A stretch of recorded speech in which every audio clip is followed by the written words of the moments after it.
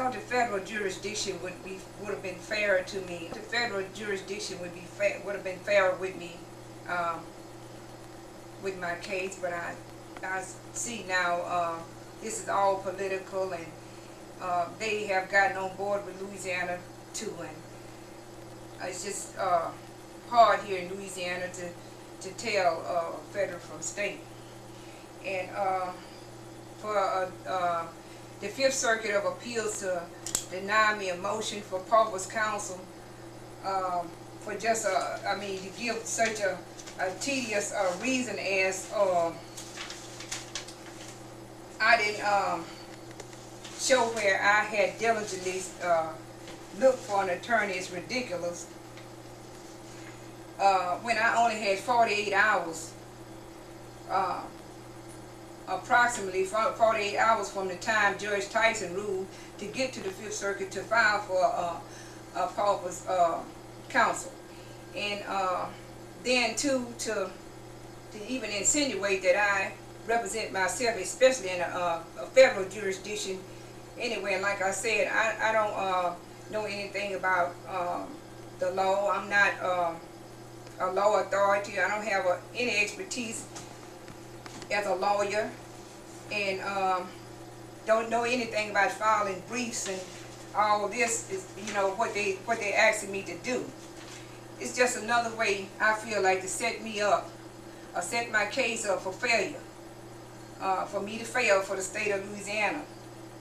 And just reviewing and looking over these financial affidavits for Paupers motion and for Paupers Counsel, and anybody can look at this paper and see this zeros on the whole sheet. That I really don't have an income. I don't even have a job. And then for the appeals court to send me this letter, and they said I had from the date of the letter, which was the 5th of April, to enter an attorney if I had one, if I could get one, but I can't afford an attorney. But I was saying that to say I didn't even receive this letter from the Fifth Circuit of Appeals to the 10th. So the letter was, I guess, typed on the 5th, but I didn't receive it till the 10th of April, which was on a Tuesday. So that left me only 5 days if I had money to hire an attorney.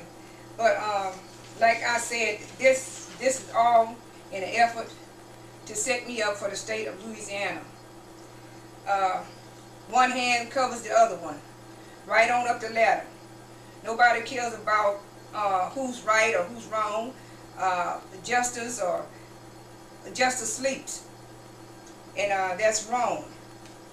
And if these federal judges are going to set me up for the state of Louisiana, I want the world to know.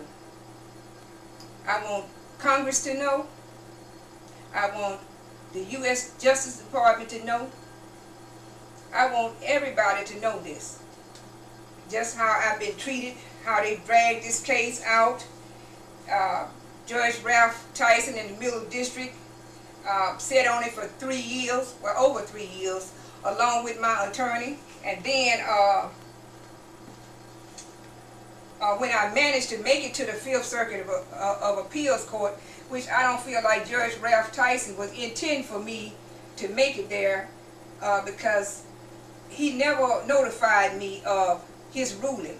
If I hadn't stopped at the courthouse that Friday after he had ruled, I would have never known. And the following Saturday, which was the 28th of October, was my appeals deadline. And by it falling on a Saturday, I did have until Monday to get to the Fifth Circuit of Appeals to apply for a Paupers Counsel.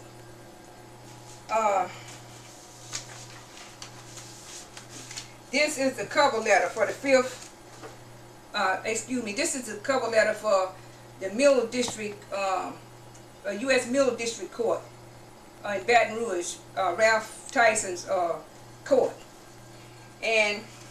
I have an underline here where it says here,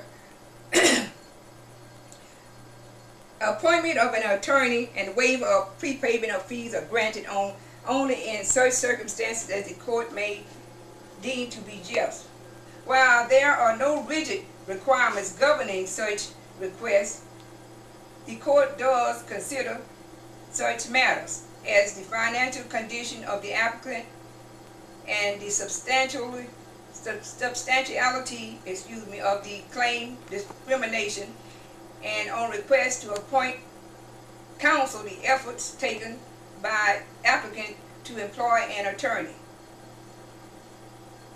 Like I was saying, when my attorney let me know the night of October the 3rd, 2006, that Judge Tyson had ruled against me that previous Friday,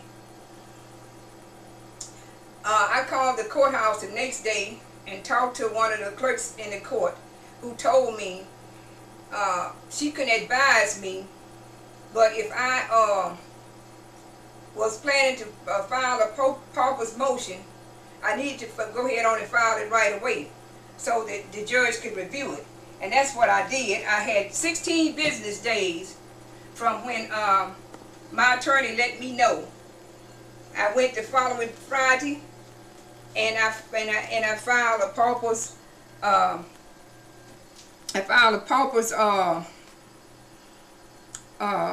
application, or a pauper's motion for court fee waiver, and also that Monday after that, which was October the 10th, I filed for a pauper's counsel, which Judge Tyson could not appoint me because he's in the Middle District Court.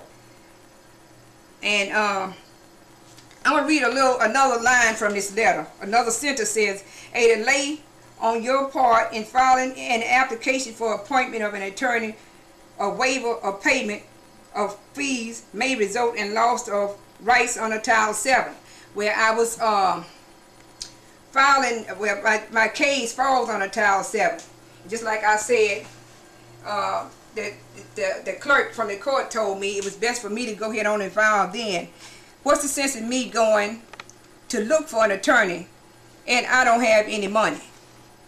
That doesn't make a sense at all. That's not logical for me to look for an attorney and I don't have money. I would be compromising that time trying to get my pauper's motion into the court. So this was